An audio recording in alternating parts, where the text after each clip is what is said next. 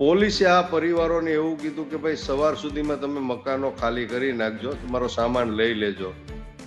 તો મારે એ કહેવું છે પોલીસ ડિપાર્ટમેન્ટ હોય કે પ્રશાસનને કે આટલા ઓછા સમયની અંદર 12 કલાકની અંદર કોઈ પોતાનો, અને એ પણ રાતના સમયમાં પોતાનો પરિવાર લઈને ક્યાં જાય, પોતાનો સામાન કઈ રીતે કાઢે. સુપ્રીમ કોર્ટે એક ચુકાદો આપેલો અને એક ગાઈડલાઈન બહાર પાડેલી કે ખરેખર આવું કોઈ ડિમોલેશન કરવું હોય કે ડિમોલેશનની કાર્યવાહી કરવી હોય તો જે તે દબાણ કરતા હોય કે ગેરકાયદેસર કબજા કર્યા હોય એને તમારે 24 કલાક અગાઉ લેખિતમાં નોટિસ પાઠવવી જોઈએ. આવી ગાઈડલાઈન છે કોર્ટની.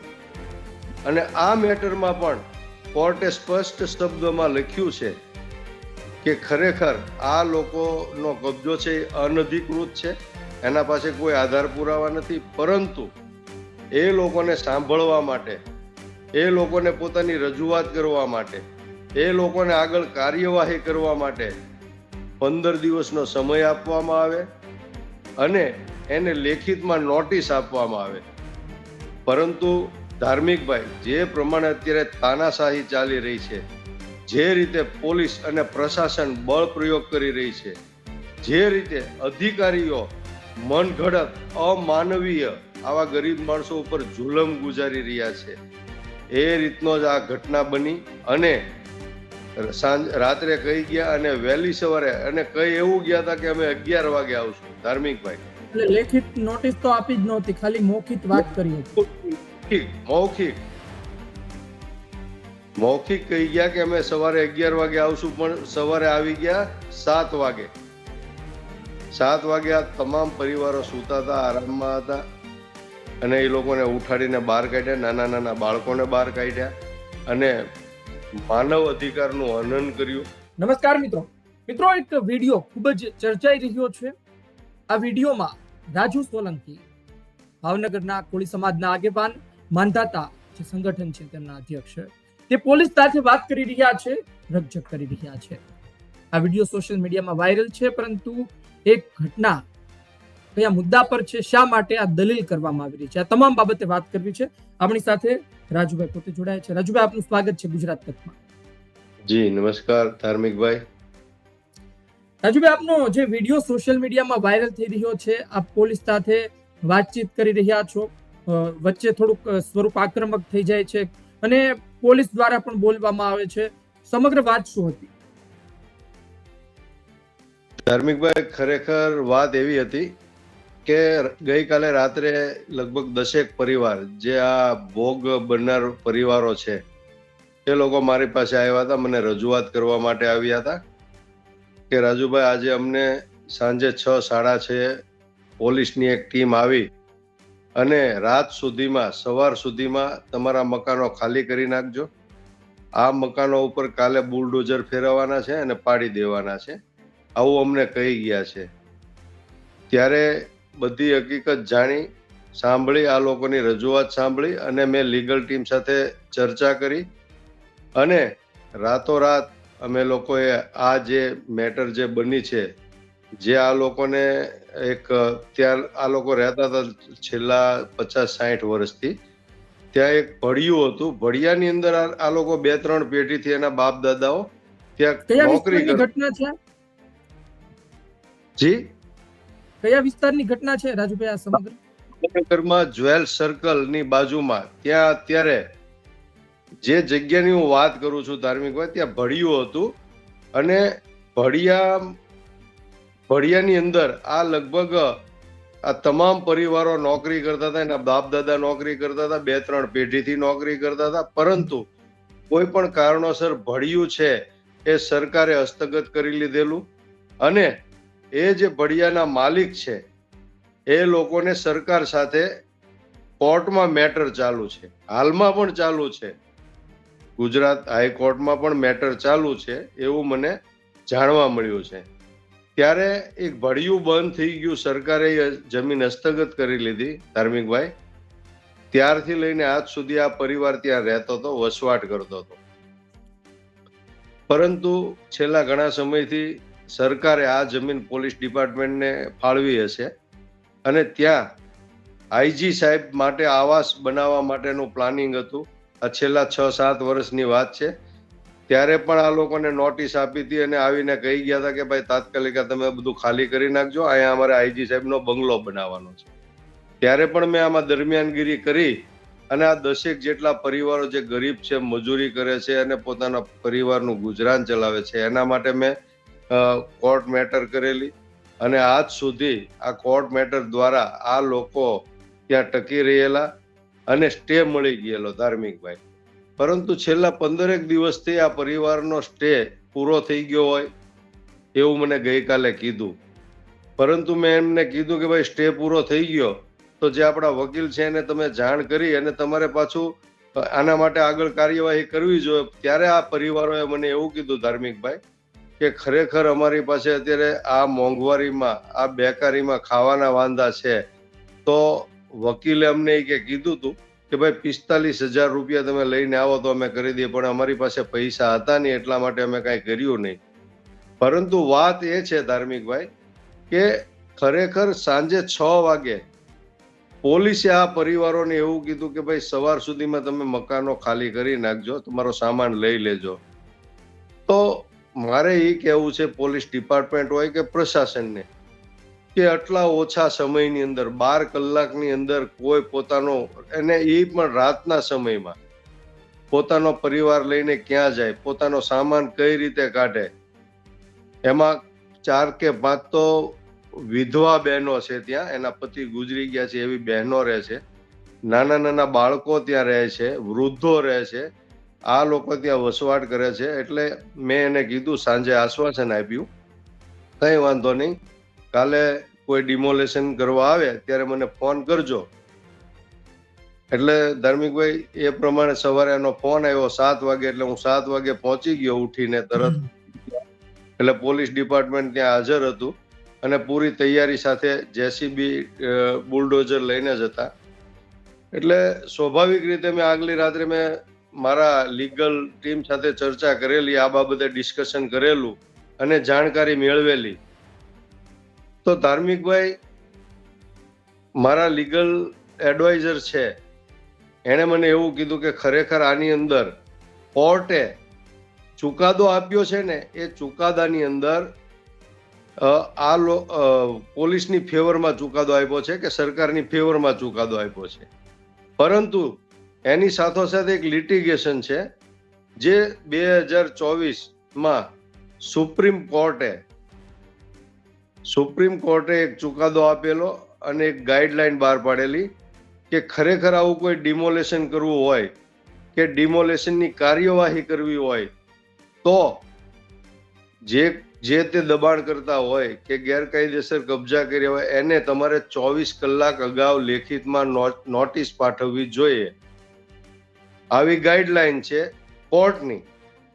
અને આ મેટરમાં પણ કોર્ટે સ્પષ્ટ શબ્દોમાં લખ્યું છે કે ખરેખર આ લોકોનો કબજો છે એ અનધિકૃત છે, એના પાસે કોઈ આધાર પુરાવા નથી. પરંતુ એ લોકોને સાંભળવા માટે, એ લોકોને પોતાની રજૂઆત કરવા માટે, એ લોકોને આગળ કાર્યવાહી કરવા માટે 15 દિવસનો સમય આપવામાં આવે અને એને લેખિતમાં નોટિસ આપવામાં આવે.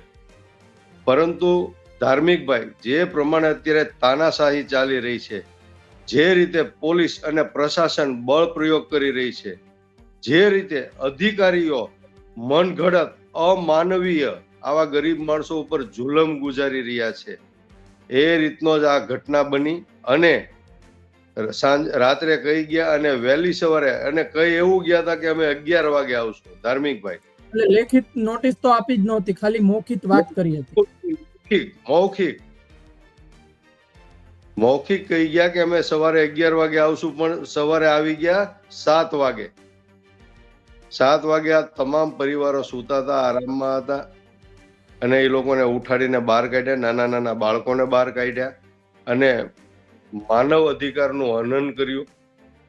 માનવ અધિકારને શરમ થાય એવી ઘટનાનું ત્યાં જે આ વસ્તુ બની એ ખૂબ શરમજનક બની છે ધાર્મિકભાઈ. એટલે આ લોકોને બહાર કાઢી મૂક્યા. એટલે મને ફોન કર્યો એટલે તરત જ હું એ લેટર લઈને ગયો.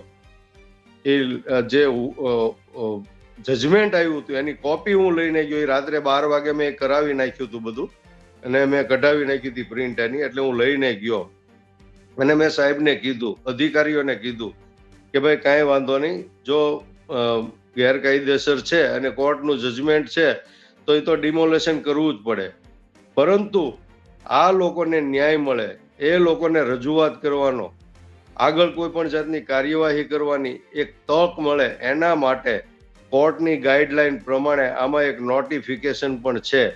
એ મેં એમને વંચાયું. તો એ લોકોએ એવું કીધું કે ભાઈ અમારે આવું કોઈ વાંચવાનું ન હોય, અમારે તો ઉપરથી ઓર્ડર છે એટલે અમારે અમારી કાર્યવાહી કરવાની હોય. તો મેં એવું કીધું કે ભાઈ કોનો ઓર્ડર છે એ મને કહો. તો કે અમને કલેક્ટર સાહેબનો ઓર્ડર છે. તો કઈ વાંધો નહીં, કલેક્ટર સાહેબનો ઓર્ડર હોય તો તમે મને એ ઓર્ડર બતાવો, એનો હુકમ બતાવો. તમને આદેશ આપ્યો છે તો લેખિતમાં તો આપ્યો હોય ને. પરંતુ ધાર્મિકભાઈ, ખરેખર જે રીતે પોલીસ તંત્ર દ્વારા સામ દામ દંડ ભેદની નીતિ અપનાવે છે એ પ્રમાણે એ લોકોએ કોઈ મને હુકમ બતાવ્યો નહીં, કોઈ ઓર્ડર બતાવ્યો નહીં, કોઈ લેખિતમાં બતાવ્યું નહીં. પરંતુ મારી પાસે ખરેખર કોર્ટે જે લખાણ આપ્યું હતું, જે ગાઈડલાઈન પ્રમાણે અંદર 2 લીટી લખી હતી આ અસરગ્રસ્ત પરિવારો માટે, એની ફેવરની 2 લીટી હતી, એ લોકોએ બિલકુલ એને અવગણીને, કોર્ટને અવગણીને, કોર્ટ ઓફ કન્ટેમ્પ કરીને, કાયદાનું ઉલ્લંઘન કરી અને બળજબરી પૂર્વક પોલીસનો મસ્ત મોટો કાફલો લાવી અને મને પોલીસ વાનમાં બેસાડી અને મારી અટકાયત કરી અને મને પોલીસ સ્ટેશને લઈ જવામાં આવ્યો અને મારા ઉપર ફરજમાં રૂકાવટ કરવાની ફરિયાદ દાખલ કરી છે. ખરેખર આ ગરીબ માણસો માટે અમે અવાજ ઉઠાવવા માટે જાય છીએ, એના હક અને અધિકાર માટે જાય છીએ, ન્યાય માટે જાય છીએ. અને જે પ્રમાણે કોઈ પણ કાયદો હાથમાં લીધા વગર અમે આ લોકોને અમે કાયદો બતાવવાની પ્રયત્ન કરીએ છીએ. એના કાયદાની જે ગાઈડલાઈન હતી એ પ્રમાણે અમે રજૂઆત કરવા જાય છીએ, તો અમને કોઈ પણ જાતનું સાંભળ્યા વગર કે પરિવારજનોને સાંભળ્યા વગર બળજબરી પૂર્વક એ લોકોને ઘરની બહાર કાઢી અને 10 મકાનો ઉપર બુલડોઝર ફેરવી દેવામાં આવ્યા છે.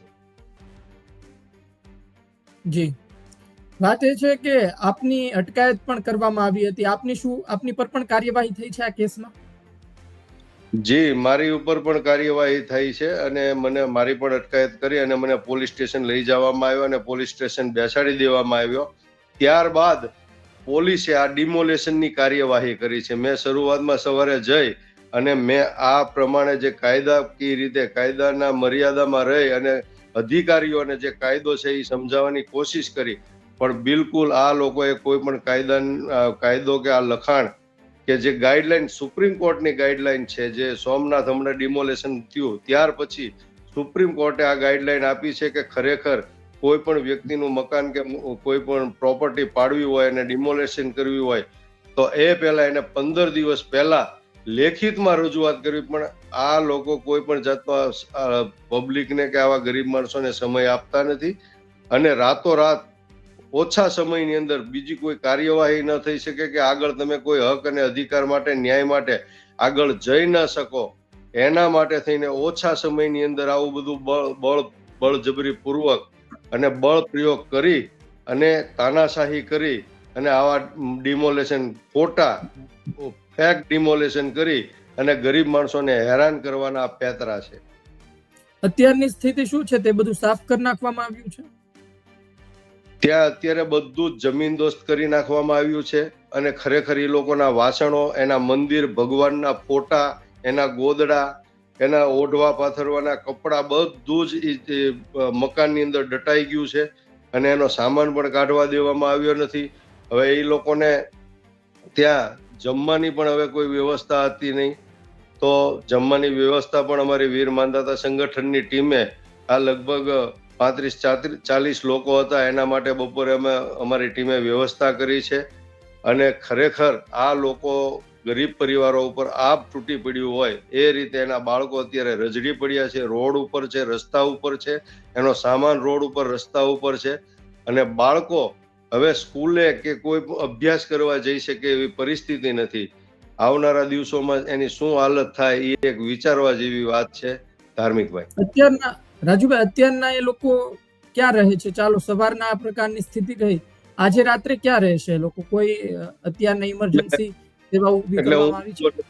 અમારી વીર માંધાતા સંગઠનની ટીમ અને અમારા આમ આદમી પાર્ટીના ઘણા બધા સભ્યો, અમારા શહેર પ્રમુખ ને એ લોકો બધા સાથે આવ્યા હતા, અને ખ્યાલ જાણ થઈ એટલે તરત જ એ લોકો ત્યાં પહોંચી ગયા હતા. અને અમે લોકોએ એ લોકોની બપોરની જમવાની વ્યવસ્થા કરી, ત્યારે પણ હું ગયો હતો. એટલે એ બધા રોતા હતા, ખૂબ દુઃખમાં હતા, આઘાતમાં હતા. ઘણા લોકો આત્મહત્યા કરવાની વાત કરતા હતા. મને ત્યારબાદ હું એ લોકોને આશ્વાસન આપીને જમાડીને આવ્યો છું, પરંતુ હમણાં ફરી પાછો હું ત્યાં જવાનો છું. એનું સુવાની કઈ રીતે વ્યવસ્થા છે, શું નહીં, જે કંઈ જરૂર પડશે એના માટે હું એની પડખે ઊભો રહેવાનો છું. અને એને હિંમત આપી અને આવનારા દિવસોમાં એને જે જરૂર પડે એના માટે અમે એની માટે તત્પર રહેવાના છીએ. જી રાજુભાઈ, જોઈએ હવે આવનાર સમયમાં શું થાય છે આ સમગ્ર અને કેસમાં. જી, ચેનલના માધ્યમથી એ પણ જણાવી દઉં કે ખરેખર આ ગરીબ માણસો ઉપર ખૂબ અન્યાય થયો છે, અત્યાચાર થયો છે, જુલમ થયો છે એવું હું કહીશ. અને ખરેખર આ ખૂબ જ ગરીબ માણસો છે, પરંતુ એના ન્યાય માટે, હક માટે, એના અધિકાર માટે જે લડાઈ લડવી પડે.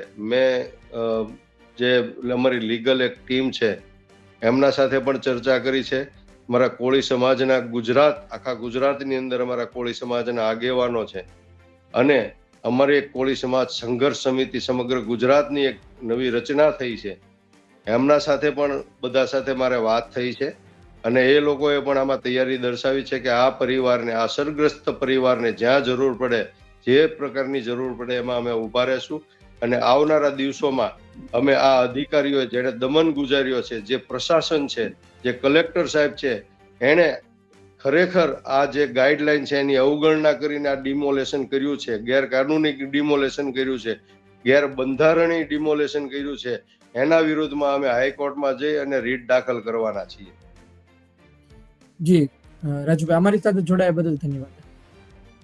આભાર ધાર્મિકભાઈ. તો મિત્રો, વાત એ જ છે કે મૌખિક રજૂઆત ન ચાલે, તમારે તેમને નોટિસ આપવી પડે, 24 કલાકની હોય કે પછી 15 દિવસની હોય. ને આજે એ લોકો રખડી પડ્યા છે. રાજુભાઈ સોલંકીએ કહ્યું એ મુજબ કે કાયદો કાયદાનું કામ કરશે. જો એ વસ્તુ ખાલી કરાવવાની હોય અને દબાણ હોય તો ખાલી કરાવવું પડે, પરંતુ આ પ્રકારે નહીં. રસ્તો ખોટો છે. જે પ્રકારે ખાલી કરાવવામાં આવ્યું, તે લોકોને કાઢવામાં આવ્યા, એ રસ્તો ખોટો હતો. જે સમય આપ્યો હોય એ સમય કરતા પણ વહેલા પોગી ગયા હતા. અત્યારના શિયાળામાં સવારના 7 વાગ્યે કયા પ્રકારની સ્થિતિ હોય છે આપણે સમજી શકીએ.